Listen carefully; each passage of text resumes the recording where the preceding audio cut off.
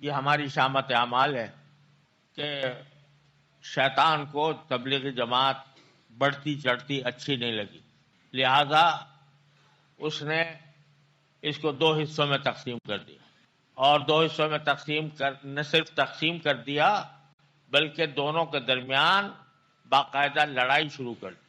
جو لوگ جہاد تک کو منع کرتے تھے کہ جہاد نہیں کرنا چاہیے، وہ آپس میں قتل و قتال، ایک دوسرے کو مارنا، ایک دوسرے کی جان لیوا ہو جانا، یہاں تک بات پہنچ گئی ہے۔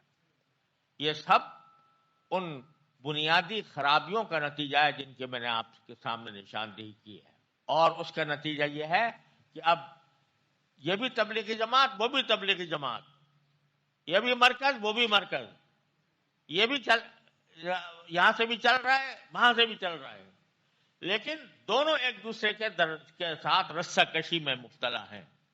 اور بنگلہ دیش میں جو کچھ ہوا، قتل و قتال، وہ انسانیت کے نام پر، اسلام کے نام پر، تبلیغ جماعت کے نام پر اتنا بڑا دھبا ہے کہ جس کا کوئی انتہا نہیں۔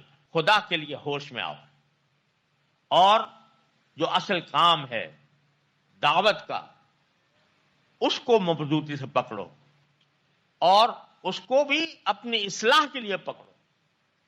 تنظیم چلو اگر دو بٹ گئیں تو بٹ گئیں، لیکن ہم نے تو کوشش کی تھی کہ کسی طرح نہ بٹے، بٹ گئی، اللہ انا للہ و انا الیہ راجعون۔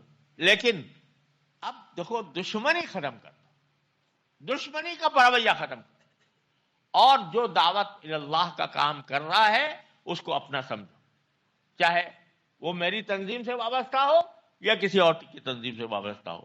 اس طرح کریں گے تو ہمارا کام اللہ کے لیے ہوگا، اخلاص کے ساتھ ہوگا، اللہ کی رضا کے لیے ہوگا، فائدہ مند ہوگا، نفع پہنچے گا۔ اور اگر خدا نہ کرے ہم نے اپنی غلطیوں کی یہ اصلاح نہ کی تو مجھے منظر خراب نظر آتا ہے۔ اللہ تبارک و تعالیٰ اپنے رحمت سے ہمیں اس کی حفاظت فرمائے۔ بس میں دعا کرتا ہوں کہ اللہ تبارک و تعالیٰ اپنی رحمت سے ہمیں فساد سے بچا لے اور اپنے خاص رضا کی خاطر ہر کام کرنے کی توفیق عطا فرمائے۔